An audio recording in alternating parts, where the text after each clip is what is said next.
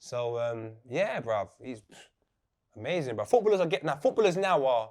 They're getting more of a personality, you can see it. When we started in 2012, I won't mention any names, but some of them, Jesus Christ of Nazareth with Moses eating dry bread, like they were miserable.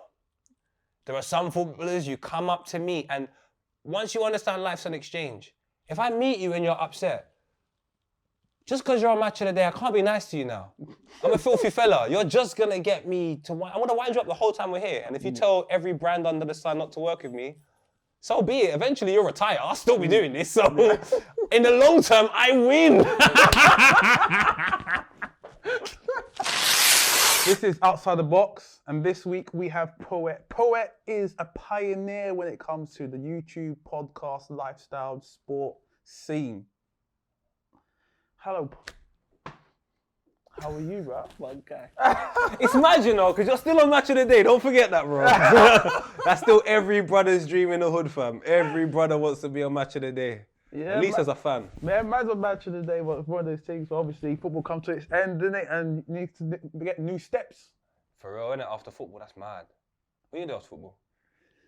This might be it, you know, depending how big this gets, you know, you never know. Come on, Fat Joe done something on Instagram for a year. He's doing his thing now. Bro, Fat Joe, DJ Kelly's doing it. Everyone's on his thing. Maybe you just abbreviate your thing to MA. And you start doing your thing. No, I like my name, but Mikel Antonio is the one, you know, obviously. Now, to be fair, you're the only black Antonio I know. So gangster, like, you should be Italian. It's so cold. But, obviously, if you guys don't know Poet now, he's very controversial.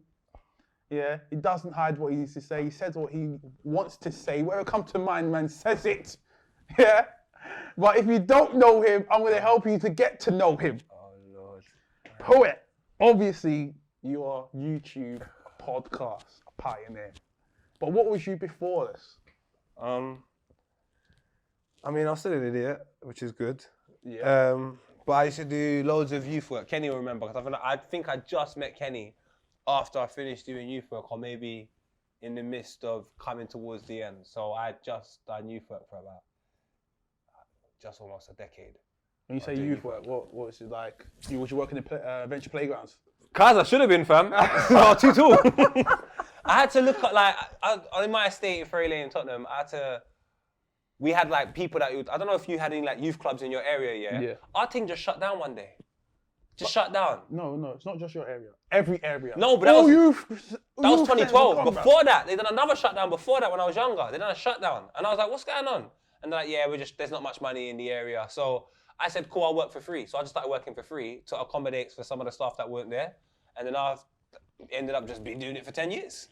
So I've done that for so long, but then, yeah, because they cut down more and made more redundancies, I was on the way out anyway, and then that just that was a sign from God to say, it's time for a new chapter.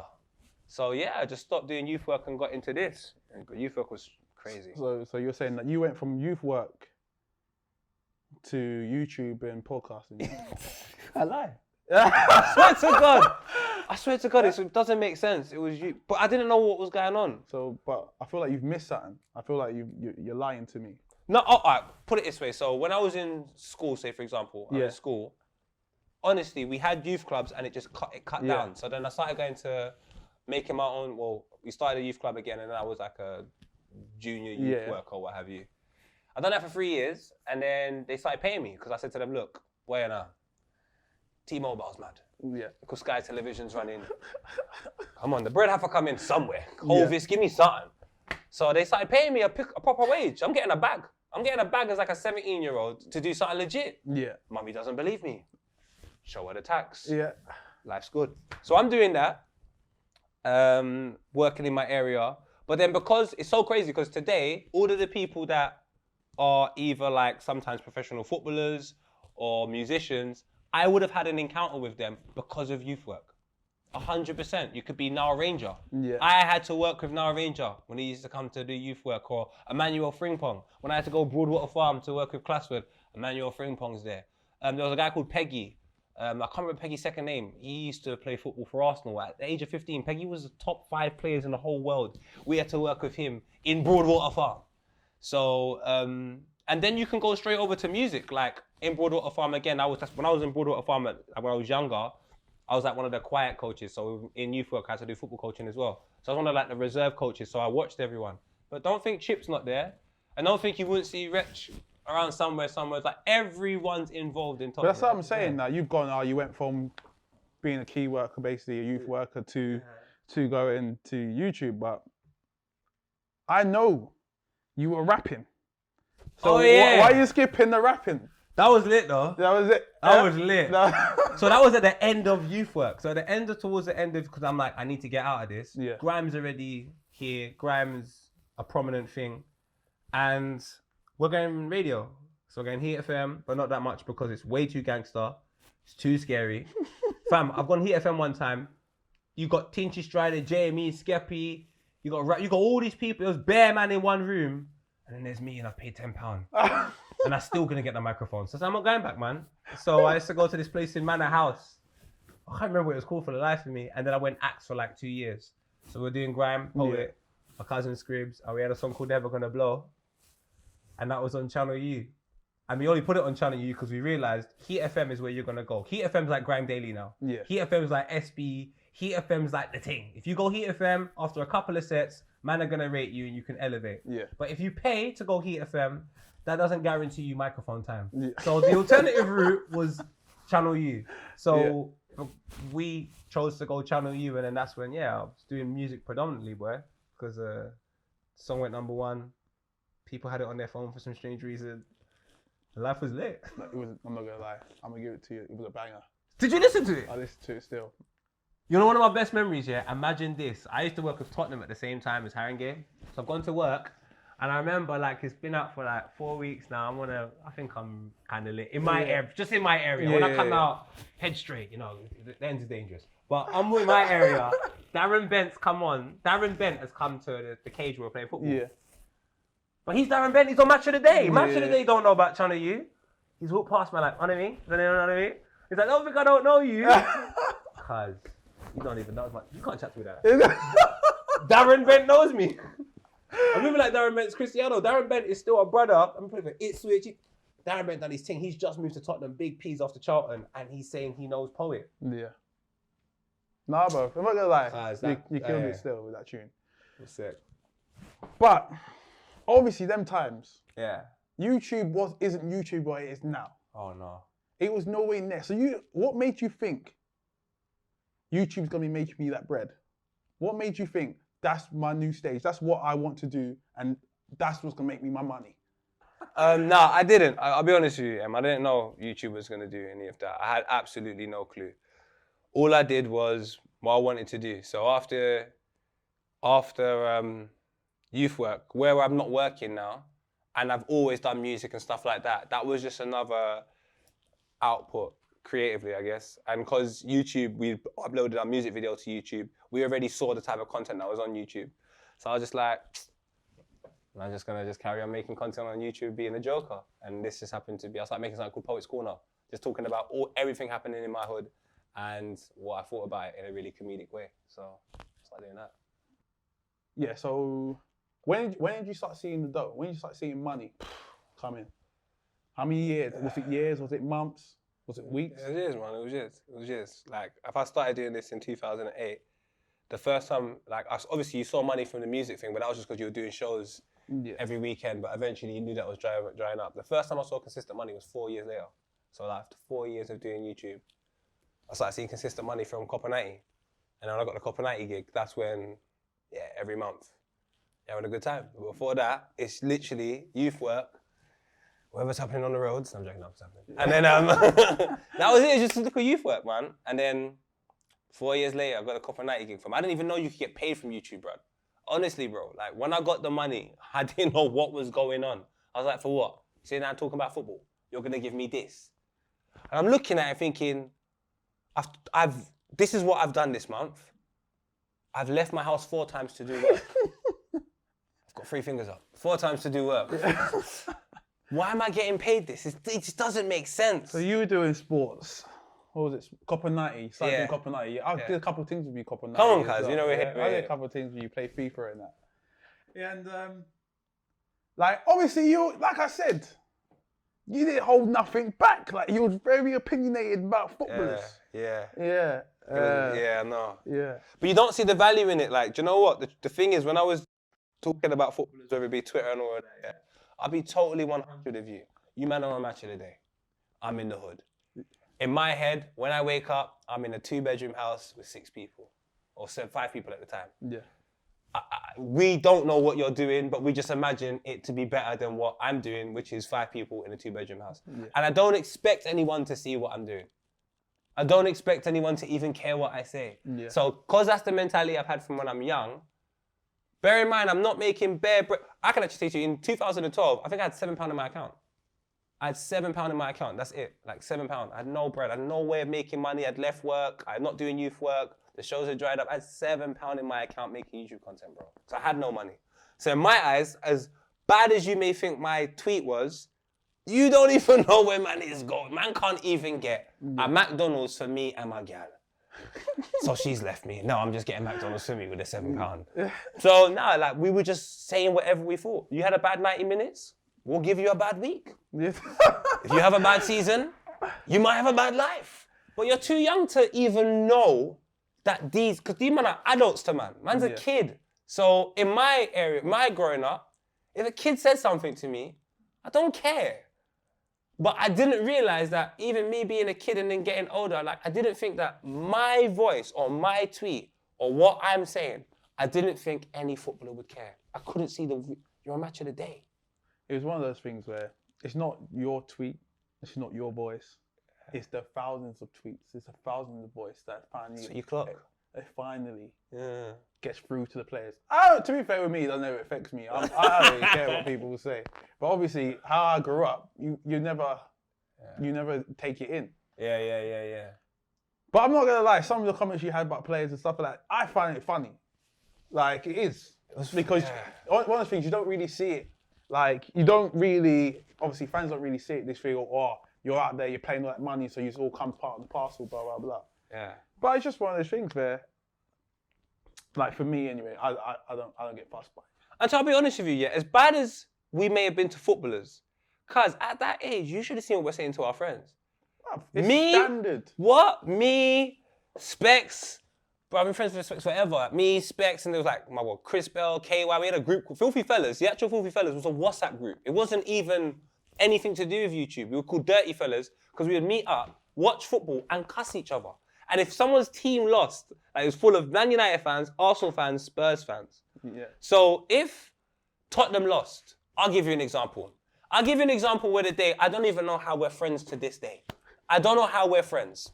I never forget it. But there's a pub that used to show all the matches. It had the Sky games, but the good thing is he was Turkish. He had a box that no one knew, but he knew. And he could just do a couple things, and now we're watching all the games. It was lit. So we're in Green watching the football now, and it's a time where Man City win the league. But on the same day, Arsenal are trying to get third, not fourth, because I think if Chelsea win the Champions League, then it means that if we finish fourth, we have to go to Europa League. So we're not going. So that's but everyone from Dirty Fellas is there. When Kieran Gibbs makes a challenge in the West Brom game that doesn't allow, I can't remember who it is. Someone's going to score, but Kieran Gibbs makes a mad challenge. And now Spurs are not playing Champions League football, and they got Gareth Bale. Because you would have thought Gareth Bale was a terrible player. We absolutely grilled everyone in the pub. We grilled everyone online. We just went mad. Because after a whole season, after 38 games, with Gareth Bale, you man finished fourth, and you were cussing us because we sold everybody. That's the energy. It's not even personal to Gareth Bale. Yeah. It's not even personal to the players. And then to make it worse, Man United fans are walking around the pub like, we done our job, 1-0 against Sunderland. 2-2's now is the remix. Aguero's got a whole nother agenda. We've gone mad. Man United fans have smashed up the pub. We've taken pictures of them. It's BBM days them time. We're taking pictures, putting on the BBM. Like our whole lifestyle was so football orientated and crazy and normal. To exercise it to a footballer, we're not taking into consideration that you just got another 20,000 tweets. Do you know why? Because when I go home to a 2-bedroom house with 5 people.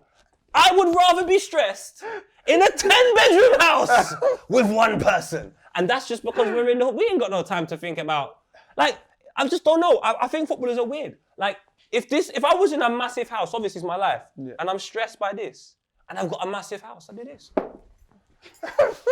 I've got a whole yard. These footballers don't understand. If I'm cussing you in my 2-bedroom house with 5 people, I do this. Get out of the way. I can't go nowhere. You can do cartwheels and you're still in the same room. I hear what you're saying, but think of it like this. But I get it though. I get why you're upset. It's one of the things.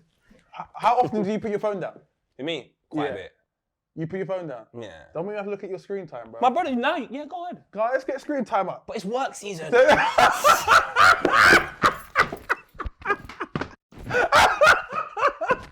It's work season. Bro, work has to run, man. Work has to run. That's what I'm saying, bro.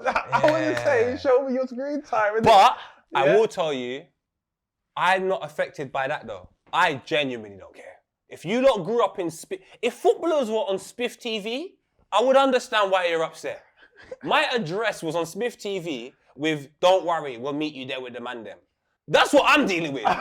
So if a footballer's upset, but when it becomes racial and stuff like that, I can understand. But if someone's slagging off your performance because you played bad, brother, just put it down. Just put it down. Like I just said, I wanted to see your screen time.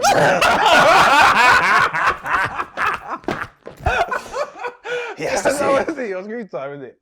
Because obviously, I said you touch your phone much. And you said, nah. Man said daily average, yeah? Daily average it's down, bruv. It's up from last week, to be fair. I'll give you that. It's up You from just last started week. work. 5 hours and 27 minutes a day. Is that bad? No, that's daily.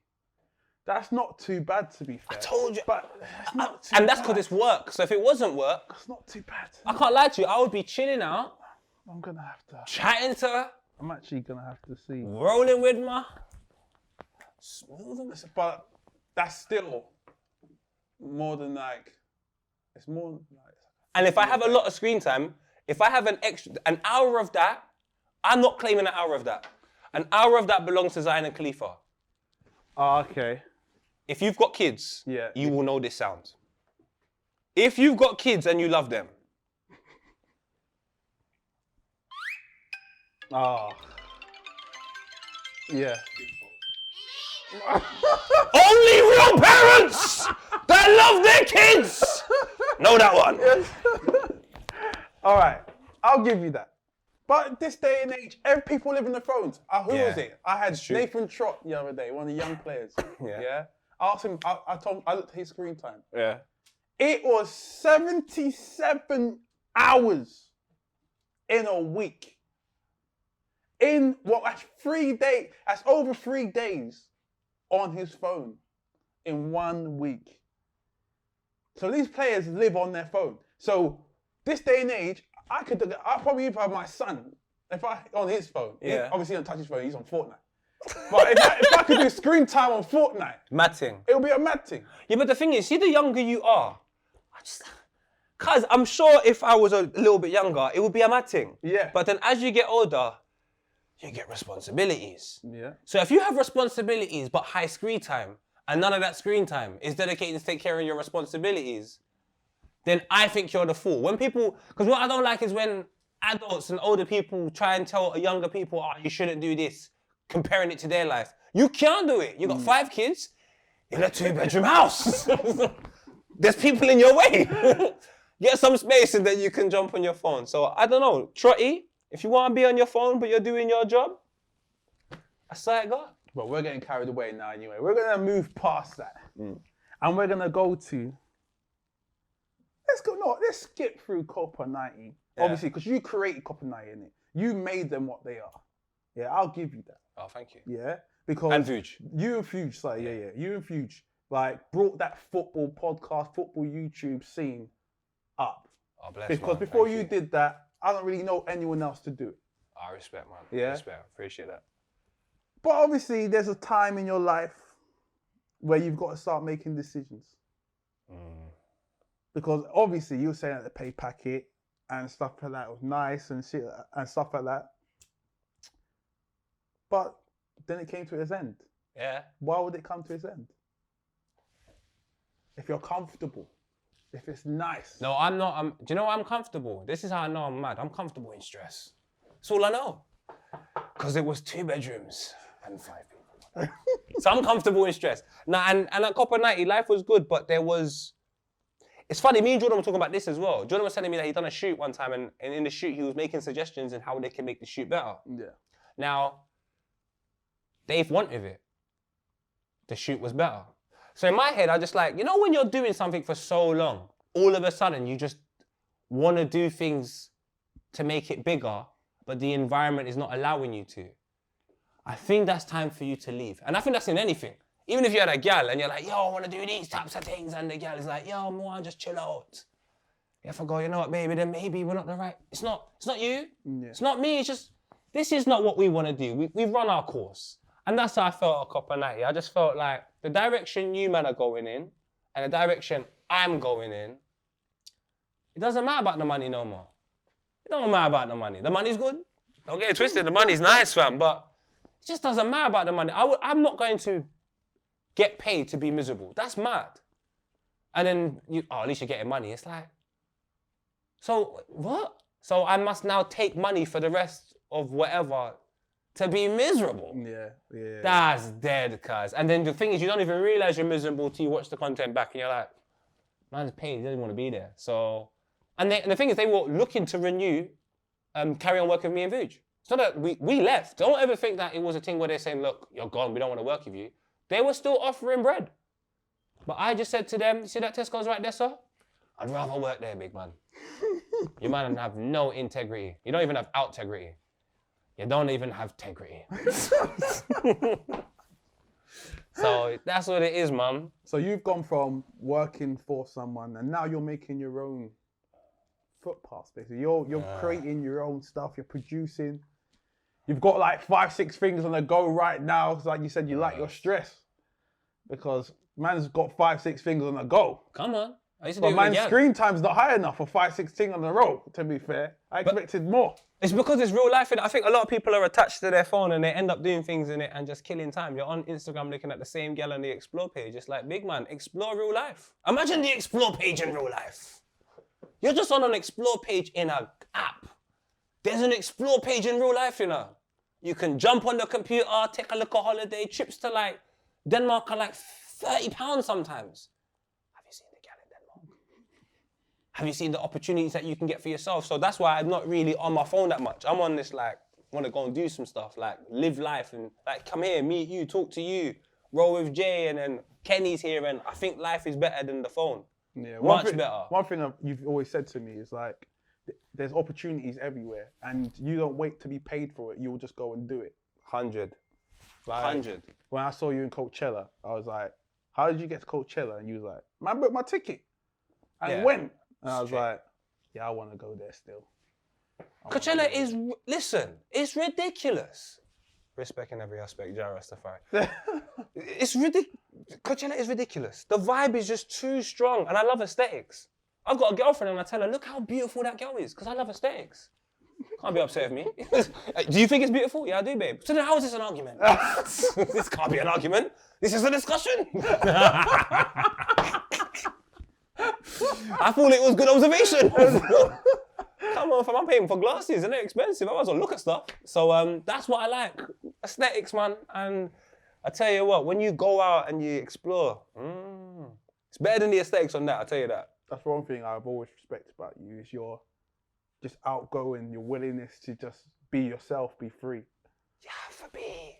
That's why I had to leave Copper 90. So I could be the number after 2.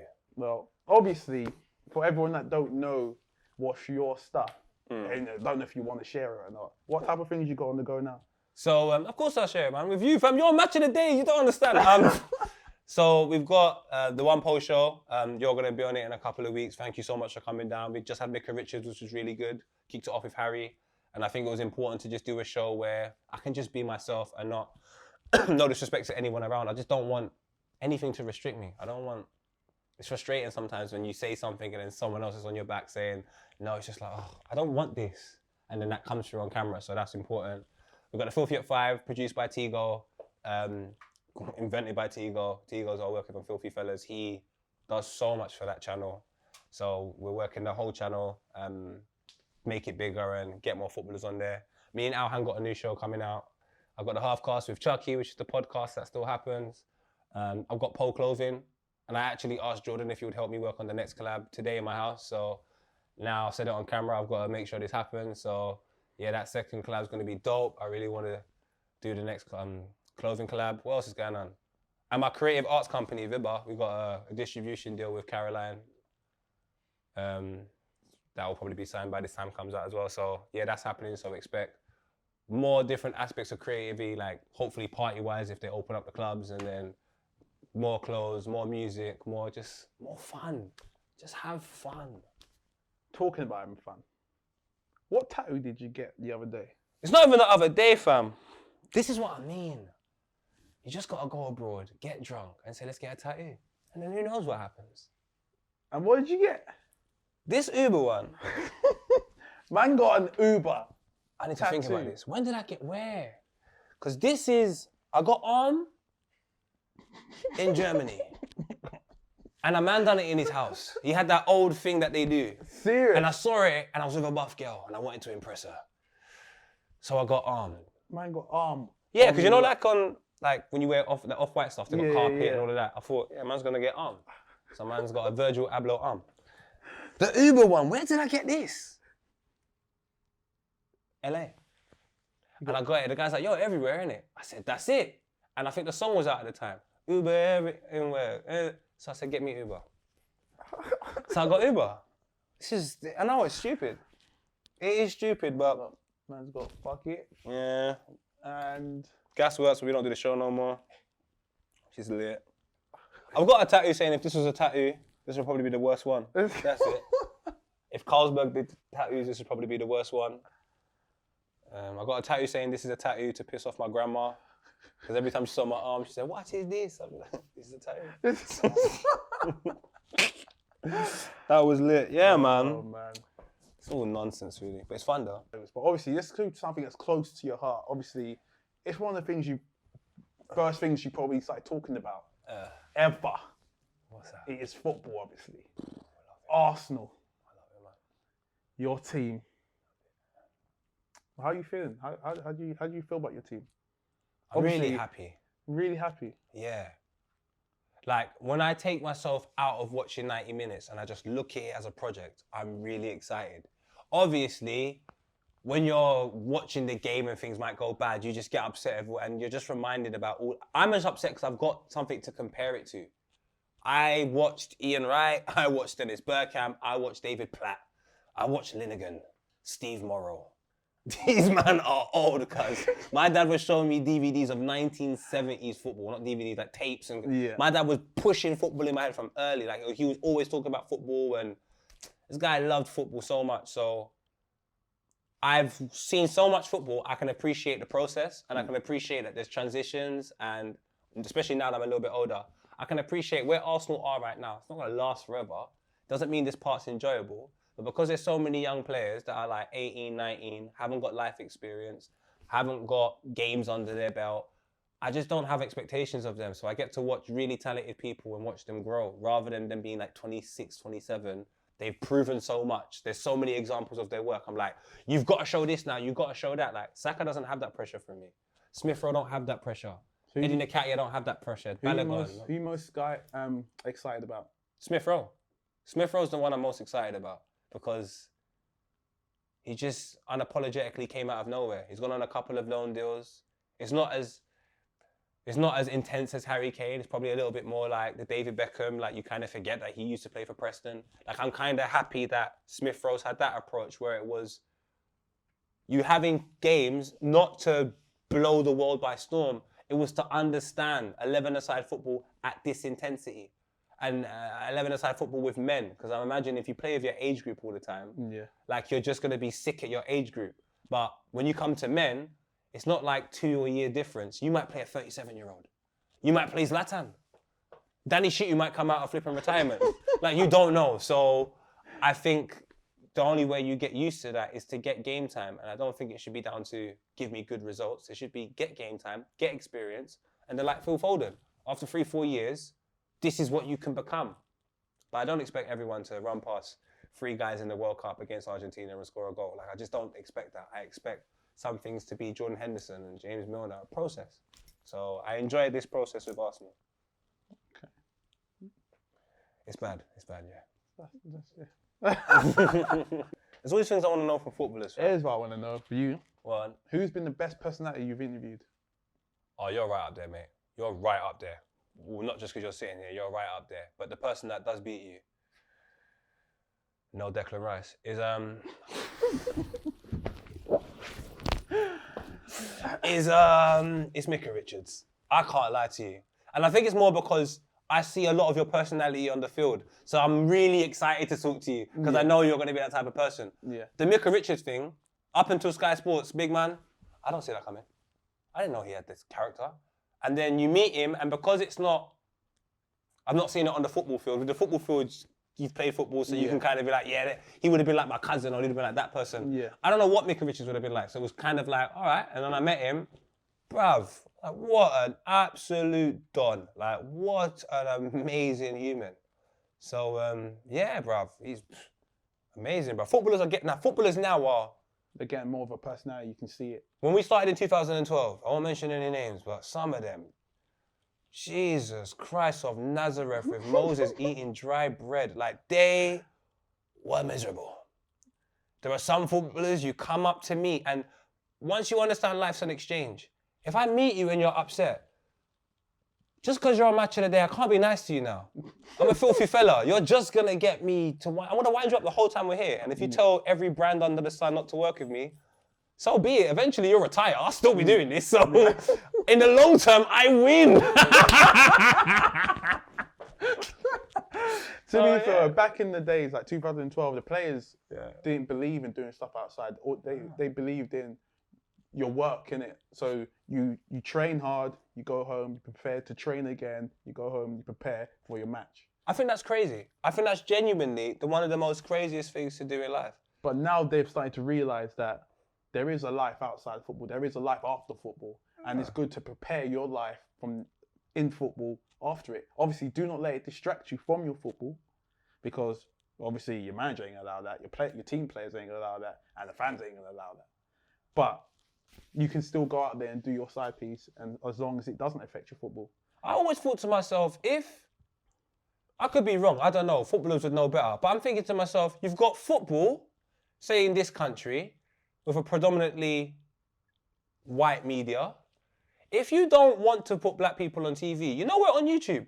Send the footballers us, because they'll still be comfortable. I reckon, for example, Raheem Sterling, I spoke to Raheem Sterling first in like 2013, 2012. And I remember being in the room, and obviously the big man was there. My brother, I don't even say his name. His boss was there, but we keep that one quiet. One of my idols still.